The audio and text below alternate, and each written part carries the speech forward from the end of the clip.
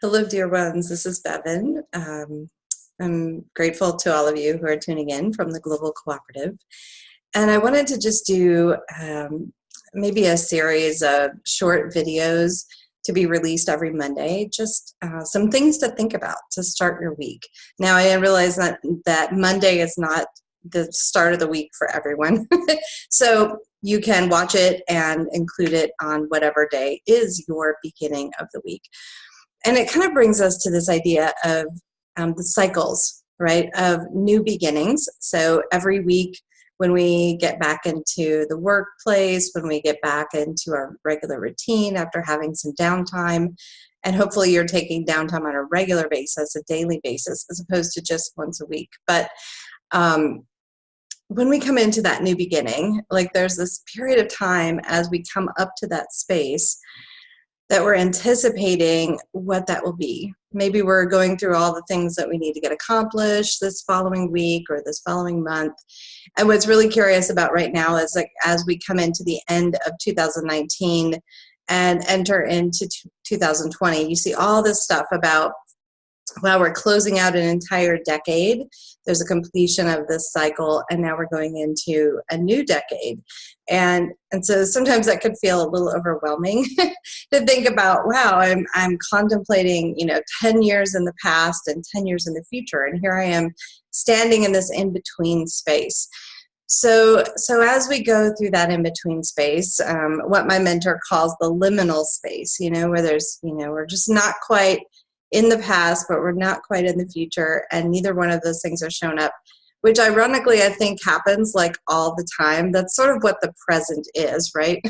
It's like not quite in the past and not quite in the future, but we carry some things with us, and we also have anticipation of what's coming, and that is kind of what we would call our present, although we're working on being more mindful and being more present, literally.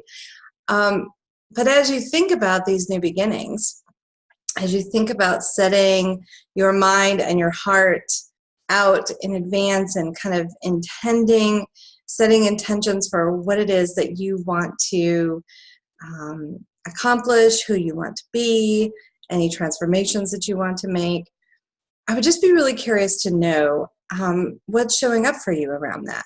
Every time we have a new beginning, whether it's in the morning when we first wake up, or on Monday when we go back to work, or when we have a birthday and we enter into a new cycle, a new year, when we have New Year's Eve, wherever that is for you on the planet, when we enter a new decade, there's always this idea of kind of the newness and the new beginning, maybe a feeling of anticipation and excitement, and then also like a little bit of we don't really know what to expect. And I can probably pretty much guarantee, because the year 2010 to the year 2020, those years, that decade was very transformational for our world, and I can pretty much guarantee that 2020 to 2030, which is a strange thing to think about, is really going to be super transformational in so many ways, in culture, technology, I think consciousness.